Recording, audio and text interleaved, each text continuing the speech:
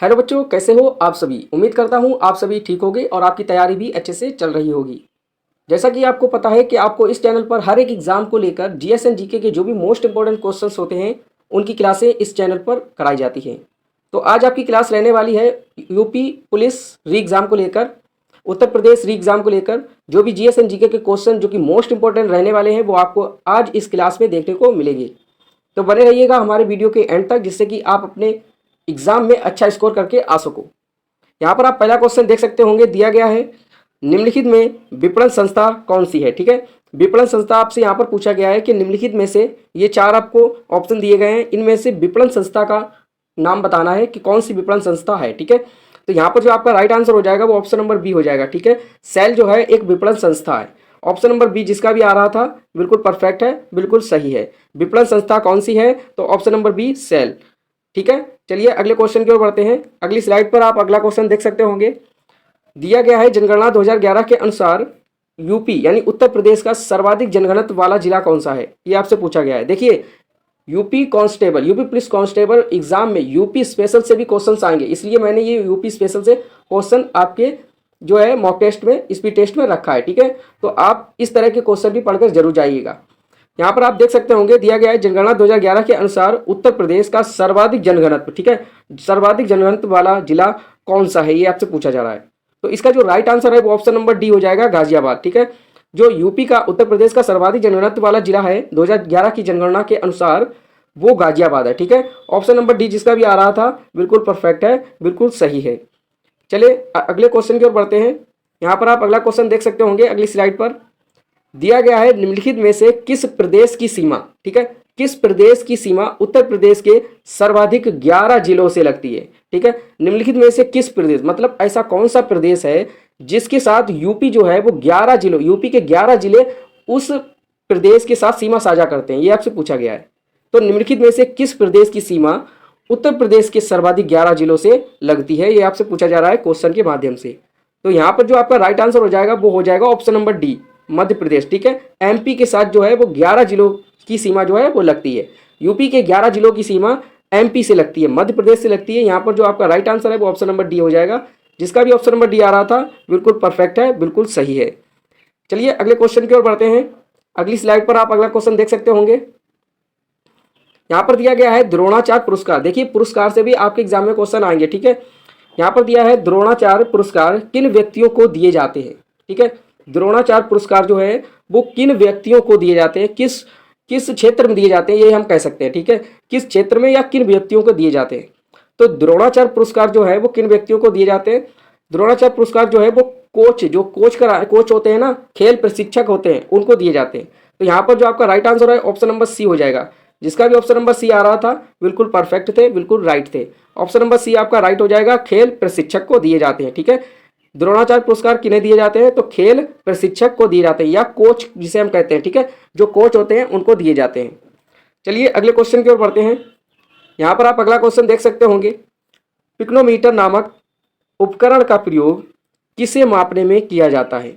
Pycnometer नामक उपकरण का प्रयोग जो है वो किसे मापने में किया जाता है, ये आपसे पूछा गया है। देखिए पिक्नोमीटर जो होता है उसका जो मापने, मतलब उसका जो प्रयोग होता है वो किसको मापने के लिए किया जाता है, किसकी जो है करने के लिए किया जाता है। तो पिक्नोमीटर का जो प्रयोग किया जाता है वो घनत्व की माप के लिए किया जाता है। ठीक है, घनत्व को मापने के लिए किया जाता है पिक्नोमीटर का उपयोग। ठीक है, तो यहाँ पर जो आपका राइट आंसर होगा वो ऑप्शन नंबर सी हो जाएगा, जिसका भी ऑप्शन नंबर सी आ रहा था बिल्कुल परफेक्ट है, बिल्कुल राइट है। ऑप्शन नंबर सी घनत्व आपका राइट आंसर हो जाएगा। चलिए अगले क्वेश्चन की ओर बढ़ते हैं। यहाँ पर आप अगला क्वेश्चन देख सकते होंगे, चलिए इसका आंसर हमें कमेंट में बताइए। देखिए यहाँ पर क्वेश्चन के माध्यम से दिया गया है, निम्नलिखित में से किस एक कार्बनिक यौगिक की गंध फलों जैसी होती है। यहाँ पर पूछा है निम्नलिखित में से किस एक कार्बनिक यौगिक, ठीक है, ध्यान दीजिए क्या कार्बनिक यौगिक पूछा है, कार्बनिक यौगिक की गंध, गंध जो होती है फलों जैसी होती है। ऐसा कौन सा कार्बनिक यौगिक है जिसकी जो गंध है ना, जिसकी जो गंध है वो फलों की जैसी लगती है या फलों की जैसी होती है कह सकते हैं। तो जो कार्बनिक यौगिक है जिसकी गंध फलों की जैसी होती है उसको हम क्या कहते हैं, ये आपसे पूछा गया है। देखिए एस्टर जो होता है, ऑप्शन नंबर बी आपका बिल्कुल सही हो जाएगा। जो एस्टर यौगिक है, ठीक है, एस्टर एक कार्बनिक ऐसा यौगिक है जिसकी जो गंध जो है वो फलों की जैसी होती है। ठीक है, यहाँ पर पूछा गया था निम्नलिखित में से किस एक कार्बनिक यौगिक की गंध फलों की जैसी होती है, तो ऑप्शन नंबर बी आपका बिल्कुल राइट हो जाएगा, एस्टर। ठीक है, जिसका भी ऑप्शन नंबर बी आ रहा था बिल्कुल परफेक्ट थे, बिल्कुल राइट थे। ऑप्शन नंबर बी एस्टर आपका राइट आंसर हो जाएगा। चलिए अगले क्वेश्चन की ओर बढ़ते हैं। यहाँ पर आप अगला क्वेश्चन देख सकते होंगे, दिया गया है निम्नलिखित में से कौन सा जंतु स्तनधारी नहीं है। ठीक है, यहाँ पर देखिए क्वेश्चन के लास्ट में जरूर देखिएगा आप कि नहीं है पूछा है या है पूछा है। ठीक है, ये आप जरूर ध्यान रखिएगा क्योंकि लास्ट में ऐसा होता है नहीं है पूछ लेता है। ठीक है, तो यहाँ पर लास्ट में आपको जरूर ध्यान देना है। पूछा गया निम्नलिखित में से कौन सा जंतु स्तनधारी नहीं है। यहाँ पर आपके सामने 4 जंतुओं के नाम दिए गए हैं। यहाँ पे आपसे पूछा है कि कौन सा जंतु जो है वो स्तनधारी नहीं है। ठीक है, स्तनधारी नहीं है आपसे ये पूछा है। देखिए गाय जो होती है वो स्तनधारी होती है, बिल्कुल सही है। शार्क स्तनधारी होता है, नहीं भाई शार्क स्तनधारी नहीं होता। यहीं पर हमें आंसर मिल जाता है। ऑप्शन नंबर बी जिसका भी आ रहा था बिल्कुल परफेक्ट है, बिल्कुल सही है। ऑप्शन नंबर बी आपका राइट हो जाएगा, शार्क। शार्क जो होता है वो स्तनधारी नहीं होता है। ऑप्शन नंबर बी आपका राइट हो जाएगा। चलिए अगले क्वेश्चन की ओर बढ़ते हैं। यहाँ पर आप अगला क्वेश्चन देख सकते होंगे, निम्नलिखित वृक्षों में से कौन पारिस्थितिकी मित्र नहीं है। ठीक है, पारिस्थितिकी मतलब पारिस्थितिकी का मित्र नहीं है, ये आपसे पूछा गया है। ऐसा कौन सा वृक्ष है, ऐसा कौन सा पेड़ है, या ऐसा कौन सा ट्री है जो पारिस्थितिकी मित्र नहीं है। ठीक है, पारिस्थितिकी का मित्र नहीं है आपसे पूछा गया है। तो यहाँ पर जो आपका राइट आंसर होगा वो होगा जो ऑप्शन नंबर सी दिख रहा है, यूकेलिप्टिस, ये आपका जो है राइट आंसर हो जाएगा। ऑप्शन नंबर सी जिसका भी आ रहा था बिल्कुल परफेक्ट है, बिल्कुल राइट है। ठीक है, ऑप्शन नंबर सी आपका राइट आंसर हो जाएगा, यूकेलिप्टस। चलिए अगले क्वेश्चन की ओर बढ़ते हैं। यहाँ पर आप अगला क्वेश्चन देख सकते होंगे, इंटीग्रेटेड सर्किट चिप। ठीक है, इंटीग्रेटेड सर्किट चिप का विकास किसने किया था, ये आपसे पूछा गया है। इंटीग्रेटेड सर्किट चिप का विकास किसने किया, किसने किया। ठीक है, ये आपसे पूछा है। तो यहाँ पे जो आपके सामने 4 ऑप्शन दिए हैं, यहाँ पे आपको नाम बताना है कि भाई इंटीग्रेटेड सर्किट चिप का जो विकास है वो किसने किया था। ठीक है, किसने किया है कह सकते हैं। तो यहाँ पर जो आपका राइट आंसर होगा वो ऑप्शन नंबर बी हो जाएगा, जे.एस. किल्वी ने। ठीक है, ऑप्शन नंबर बी जिसका भी आ रहा था बिल्कुल परफेक्ट थे, बिल्कुल राइट थे। जे.एस. किल्वी आपका राइट आंसर हो जाएगा। अच्छा, इस वीडियो में आपने, इस क्लास में आपने कितने क्वेश्चन सही किए हमें कमेंट में ज़रूर बताइएगा। और कोई भी आपका डाउट रह गया हो किसी भी क्वेश्चन के रिलेटेड, किसी भी क्वेश्चन में आपको डाउट हो तो हमें कमेंट पे ये भी बताइएगा, जिससे कि मैं आपका डाउट क्लियर कर सकूं, आपका डाउट दूर कर सकूं। चलिए अगले क्वेश्चन की ओर बढ़ते हैं। यहाँ पर आप अगला क्वेश्चन देख सकते होंगे, निम्नलिखित में से किसे वर्ष 1947, ठीक है, वर्ष 1947 में स्वतंत्र भारत का, ठीक है, स्वतंत्र भारत का पहला कानून मंत्री नियुक्त किया गया, ये आपसे पूछा जा रहा है। देखिए मोस्ट इंपोर्टेंट क्वेश्चन है, इस टाइप के क्वेश्चन आपको देखने जो जरूर मिलेंगे अपने एग्जाम में। ठीक है, इस टाइप के क्वेश्चन जरूर आपको देखने को मिलेंगे। निम्नलिखित में से किसे वर्ष 1947 में स्वतंत्र भारत का पहला कानून मंत्री नियुक्त किया गया था, वह कौन थे। ये आपके सामने 4 ऑप्शन दिए गए हैं, यहाँ पर आपको उनका नाम बताना है कि भाई पहले कानून मंत्री, स्वतंत्र भारत के बाद पहले कानून मंत्री कौन नियुक्त किए गए थे। ठीक है, तो यहाँ पर जो आपका राइट आंसर होगा वो ऑप्शन नंबर सी होगा, डॉक्टर B.R. अम्बेडकर जी। ठीक है, ऑप्शन नंबर सी जिसका भी आ रहा था बिल्कुल परफेक्ट थे, बिल्कुल राइट थे। Doctor B.R. अम्बेडकर जी को जो है पहला कानून मंत्री नियुक्त किया गया था। चलिए अगले क्वेश्चन की ओर बढ़ते हैं। यहाँ पर आप अगला क्वेश्चन देख सकते होंगे, यूपी स्पेशल से है। यहाँ पर दिया गया है कि केंद्रीय गिलास एवं सिरेमिक अनुसंधान संस्था कहाँ स्थित है, ये आपसे पूछा गया है। ठीक है, केंद्रीय गिलास एवं सिरेमिक अनुसंधान संस्थान कहाँ स्थित है, तो यहाँ पर आपको बताना है किस जगह पर स्थित है गिलास एवं सिरेमिक अनुसंधान संस्था। देखिए केंद्रीय गिलास एवं सिरेमिक अनुसंधान संस्था जो है वो खुर्जा में स्थित है। ठीक है, ऑप्शन नंबर डी आपका यहाँ पर बिल्कुल सही हो जाएगा। जिसका भी ऑप्शन नंबर डी आ रहा था बिल्कुल परफेक्ट थे, बिल्कुल राइट थे। ऑप्शन नंबर डी खुर्जा आपका राइट आंसर हो जाएगा। चलिए अगले क्वेश्चन की ओर बढ़ते हैं। यहाँ पर आप अगला क्वेश्चन देख सकते होंगे, दिया गया है निम्नलिखित में से सुल्तानगढ़ी में किसका मकबरा था। ठीक है, निम्नलिखित में से सुल्तानगढ़ी में किसका मकबरा था, ये आपसे पूछा गया है। तो यहाँ पर आपको अपना आंसर कमेंट में बताना है कि आपका आंसर क्या आ सकता है इसमें।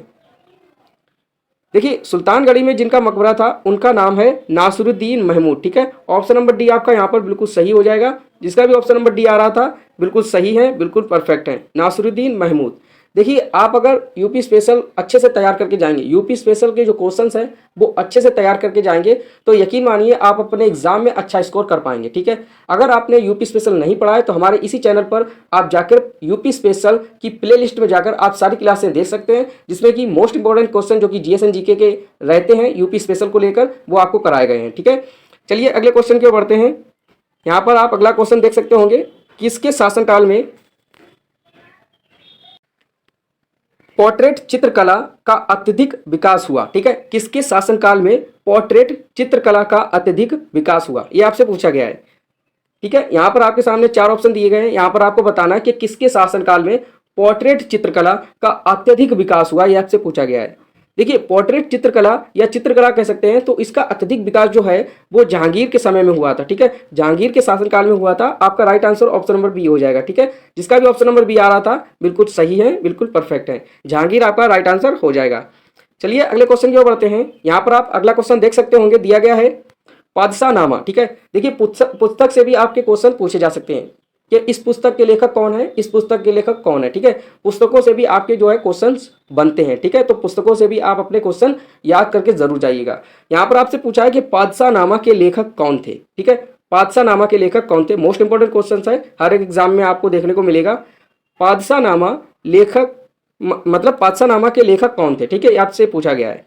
तो पादशाहनामा के लेखक जो हैं उनका नाम है अब्दुल हमीद लाहौरी। ठीक है, ऑप्शन नंबर ए आपका बिल्कुल सही हो जाएगा, अब्दुल हमीद लाहौरी। पादशाहनामा के लेखक कौन थे, तो ऑप्शन नंबर ए जिसका भी आ रहा था बिल्कुल परफेक्ट है, बिल्कुल सही है, अब्दुल हमीद लाहौरी आपका राइट आंसर हो जाएगा। देखिए, आपने इस क्लास में कितने क्वेश्चन सॉल्व किए हमें कमेंट में ज़रूर बताइएगा। और अगर अभी तक अपने इस चैनल को सब्सक्राइब नहीं किया है तो आप इस चैनल को सब्सक्राइब जरूर कर लीजिए, जिससे कि हर एक एग्जाम की तैयारी जो कि आपकी जीएस एंड जीके को लेकर होती है वो अच्छे से हो सके। और इस वीडियो को लाइक जरूर कीजिएगा। और अगर आपका इस वीडियो में कोई भी डाउट रह गया हो तो हमें कमेंट में ज़रूर बताइएगा, जिससे कि मैं आपका वो डाउट क्लियर कर सकूं, उसको दूर कर सकूं।